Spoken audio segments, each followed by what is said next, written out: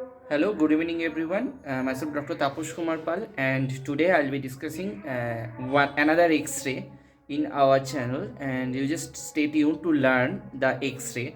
And normally for this type of patient of adhesive capsulitis, what are the things we supposed to see in the X-ray that you will learn now.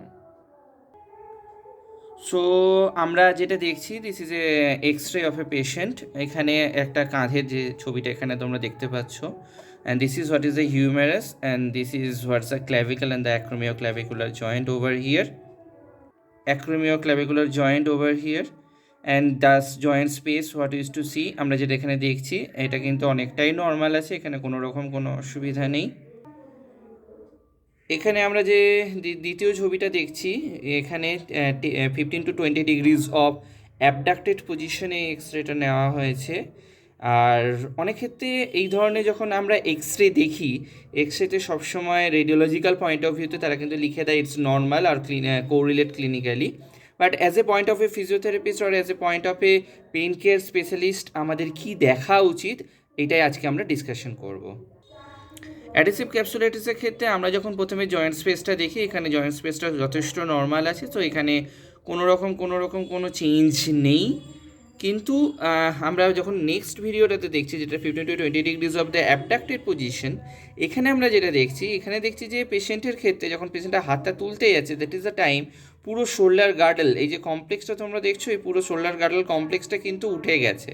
আর এই উঠেছে, এটার কারণই হলো এখানে যে আমাদের inferior joint capsule, superior joint capsule আর posterior joint capsule, এই যে তিনটে জয়েন্ট ক্যাপসুল আছে, এই তিনটে জয়েন্ট ক্যাপসুল প্রচণ্ড রকম টাইট হয়ে গেছে। আর এই টাইটনেসের জন্যই কিন্তু হাতটা তোলার সাথে সাথে পুরো কাঁধটা ওপরের দিকে উঠে গেছে। সো এই জিনিসগুলোই আমরা অ্যাজ এ ফিজিওথেরাপিস্ট বা পেইন কেয়ার স্পেশালিস্ট হিসেবে যে কোনো রকম রেডিওলজিক্যাল ভিউতে দেখি। তো তোমরা যারা কোনো এক্সরে দেখবে, প্রথমেই রিপোর্টটা না দেখে বা কোনো রকম ফ্র্যাকচারের কথা না ভেবে, অনেক কিছুই থাকে কিন্তু এই এক্সরের মধ্যে, যেগুলো থেকে আমরা ডায়াগনোস করতে পারি এটা কী ধরনের অ্যাডহেসিভ ক্যাপসুলাইটিস। আবার এই পেশেন্টের সিমটমস আমরা যদি দেখি, উনি কিন্তু পুরোটা হাত তুলতে পারছেন না, তার মানে it's not a periarthritis shoulder.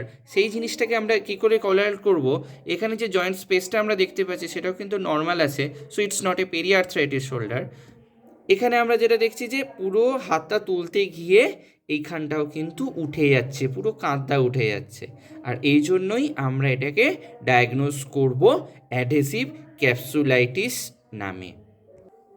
তাহলে তোমরা আজকে শিখলে যে অ্যাডহেসিভ ক্যাপসুলাইটিস হলে কী ধরনের এক্সরেতে আমরা কী ভিউজ দেখতে পাই।